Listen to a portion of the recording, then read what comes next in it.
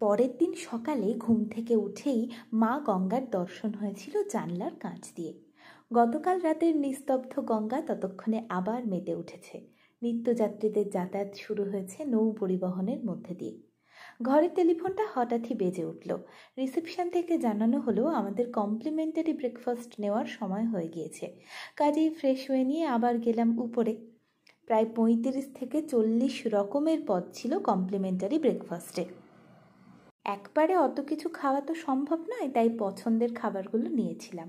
Breakfast শেষ করে রুমে এসে রেডি হয়ে এবার বেরোনোর পালা। এসেছি বটে, ২ দিন হয়ে গেল কলকাতায়, কিন্তু বেরোনো আর হয়নি। কিছু কাজকর্ম তো ছিলই, সঙ্গে কিছু কেনাকাটাও ছিল, তাই সারাদিন সেগুলো করেছিলাম। প্রথমেই গিয়েছিলাম বরের অফিসে, তারপর খাওয়া দাওয়া, কেনাকাটা, আরও নানা কাজ। দোকানগুলোতে সাংঘাতিক ভিড় ছিল। ধর্মতলা এলেই এই দোকান থেকে ম্যাঙ্গো জুস অবশ্যই খেতে হয় আমাদের। এটা যেন নিয়মের মতো হয়ে গেছে। খুব ভালো করেও। এতগুলো বছরে দামও বেড়েছে খুবই সামান্য। ধর্মতলা থেকে সোজা চলে গিয়েছিলাম লিন্টন স্ট্রিট পোস্ট অফিসের কাছে। ওখানে আমাদের আর্যবাবু থাকে।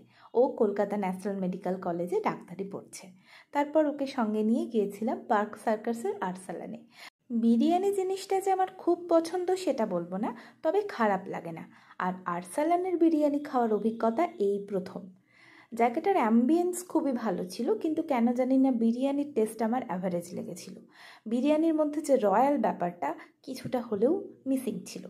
বিরিয়ানি আর স্যালাড, চাপ, লেমনের থাকবে না, তাও আবার হয় নাকি? সবশেষে ফিরনিটাও তো মাস্ট। রাজকীয় ডিনার সেরে ফিরেছিলাম রুমে।